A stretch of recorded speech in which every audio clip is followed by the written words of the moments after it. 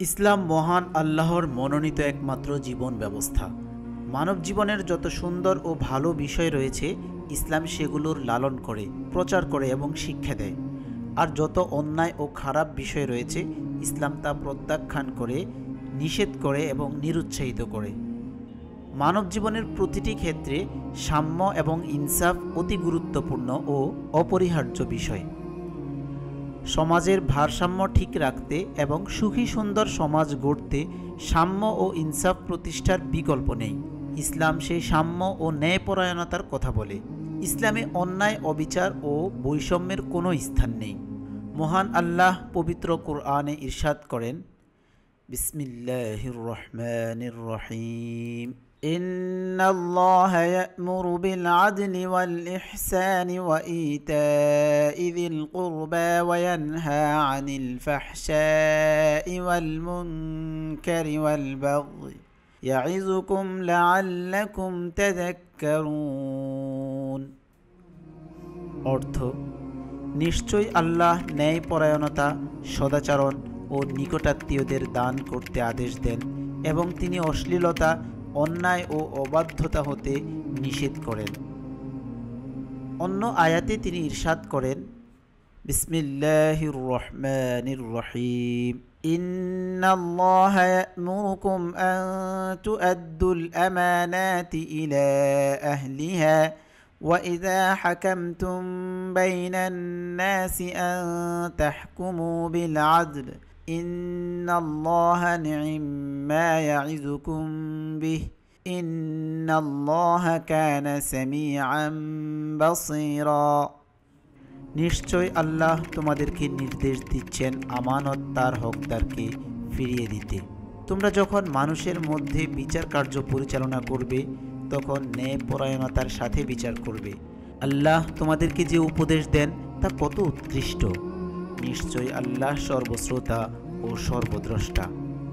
এমন অনেক আয়াতেই মহান আল্লাহ ইনসাফ ও সাম্যের নির্দেশনা দিয়েছেন।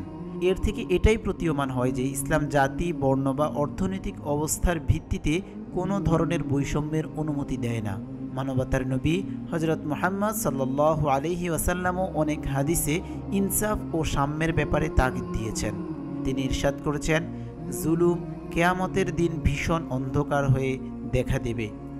সহিহ বুখারীর 244 নম্বর হাদিসে কুদসিতে রাসূল সাল্লাল্লাহু আলাইহি ওয়াসাল্লাম মহান আল্লাহর কথা এভাবে ব্যক্ত করেন, হে আমার বান্দাগণ, আমি অবিচারকে নিজের উপর হারাম করেছি এবং তোমাদের মাঝেও হারাম করেছি। অতএব তোমরা একে অপরের প্রতি অবিচার করো না। এভাবেই মহান আল্লাহ ও তার রাসূল সাল্লাল্লাহু আলাইহি ওয়াসাল্লাম মানব জাতিকে সাম্যের সবক দিয়েছেন। সব ধরনের বৈষম্য দূর করতে বলেছেন। অর্থনৈতিক বৈষম্য দূর করতে এবং সমাজে ধনী গরিবের মধ্যে ভারসাম্য রক্ষা করতে ইসলাম যাকাত ও সদকার বিধান দিয়েছে। ধনীর সম্পদে গরিবের অধিকার সাব্যস্ত করেছে। ইসলামে সাদা কালোর কোনো ভেদাভেদ নেই।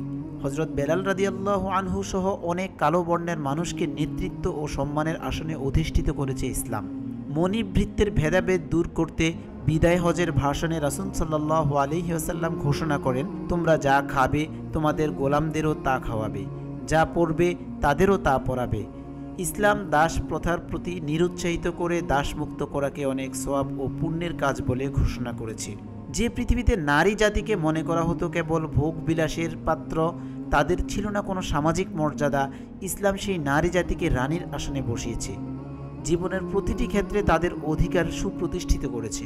বর্তমান পৃথিবীর অনেক দেশে, এমনকি আমাদের দেশেও নারীর সমান অধিকার নিয়ে বিভিন্ন আন্দোলন সংগ্রাম করা হয়, কিন্তু ইসলাম নারীদেরকে পুরুষের তুলনায় বেশি মর্যাদা দিয়েছে। অমুসলিমদের অধিকার রক্ষায় ইসলাম বিশেষ গুরুত্ব আরোপ করেছে। রাষ্ট্রীয় সব সুযোগ সুবিধার ক্ষেত্রে মুসলিম অমুসলিম ইসলামের দৃষ্টিতে সমান। তারা যেন স্বাধীনভাবে তাদের ধর্মকর্ম পালন করতে পারে, কারো দ্বারা যেন জুলুমের শিকার না হয়, তাদের জানমালের নিরাপত্তা যেন বিঘ্নিত না হয়, সেজন্য ইসলামে কঠোর নির্দেশনা দেওয়া হয়েছে। H M Mohiuddin, Islamic desk, অনুসন্ধান নিউজ।